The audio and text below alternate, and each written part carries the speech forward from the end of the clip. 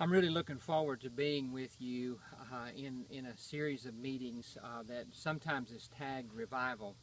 And that word, the definition of that word, to some people means certain things, and some people it means other things. But revival is more than just a series of meetings that we have from Sunday to Wednesday, or Sunday to Friday, or Sunday to Sunday. Some churches do that. Revival is more than that meeting that Grandma had at her church.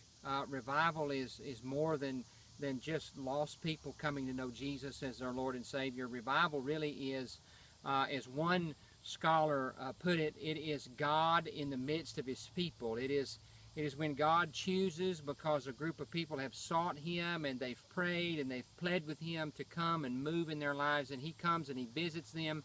He brings intense conviction of sin and causes them to those little things in their life that they have put away, that they think, well, that's not that big a deal, that they've swept under the rug. They become flashing neon signs that they have to deal with and get right. And so revival is really a supernatural act of God where there's intense conviction, there's brokenness over sin, there's restitution that's made. People do whatever they got to do to get right with men, right with God. And it can really change the course of a community, because what we want to happen really is revival to happen in an individual.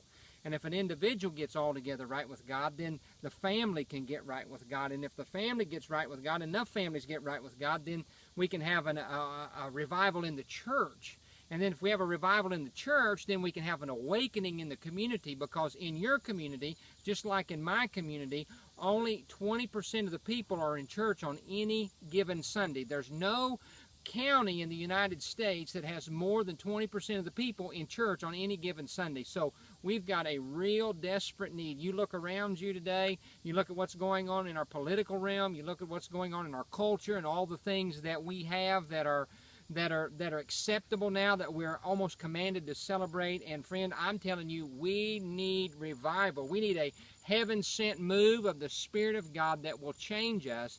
And so I'm asking you to partner with me as I'm preparing to come to see you, to begin to pray and to ask God to do whatever it takes to send revival.